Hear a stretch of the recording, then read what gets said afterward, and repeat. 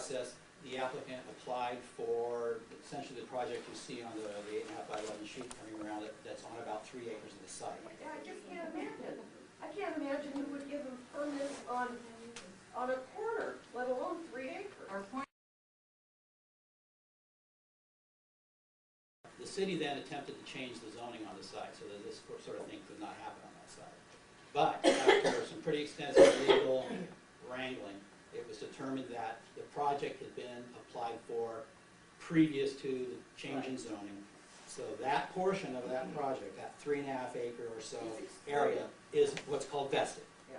So that's a permit that's got legal rights. So we're talking about all of these chemicals on 3 acres. The project is absolutely ill-defined. The project is now changed from 14 acres to 3.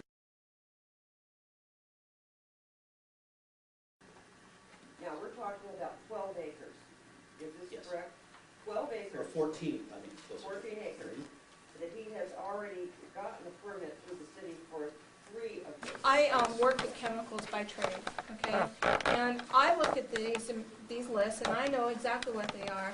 And they talk about, say, sodium hydroxide or potassium hydroxide, and they say, you know, that it's not, doesn't cause any problems, there's no fumes, you know, there's nothing like that, and you can contain it by just, you know, basically sweep it out.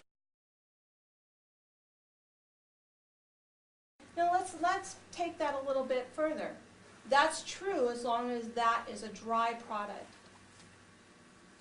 which it is, okay?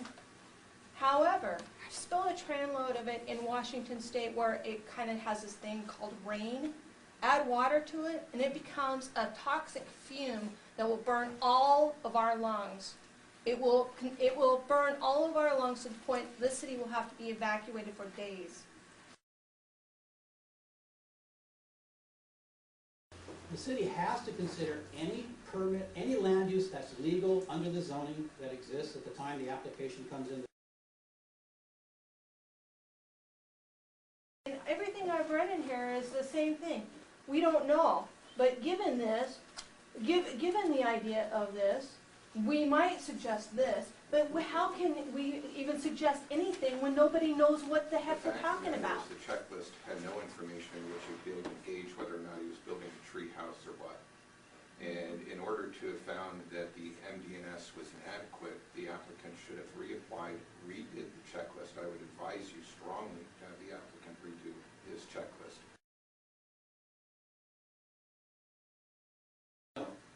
We required them to begin the SEPA process, which has, you know, taken as long as it has to get to this point. But that's Hopefully he would get so discouraged he'll go away and leave this town alone.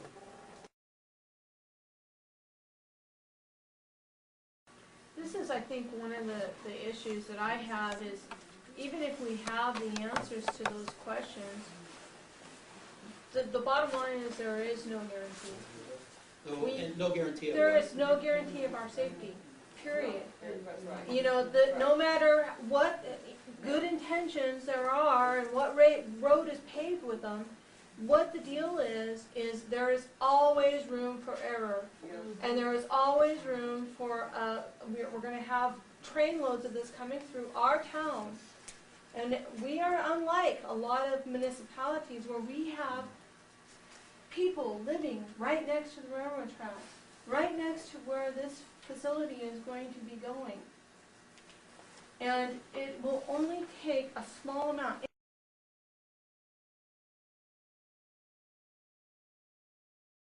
There is no guarantee. We can scope it as far as we want to, but there is no way that any amount of mitigation is going to protect us. Is going to protect us. Is going to protect us.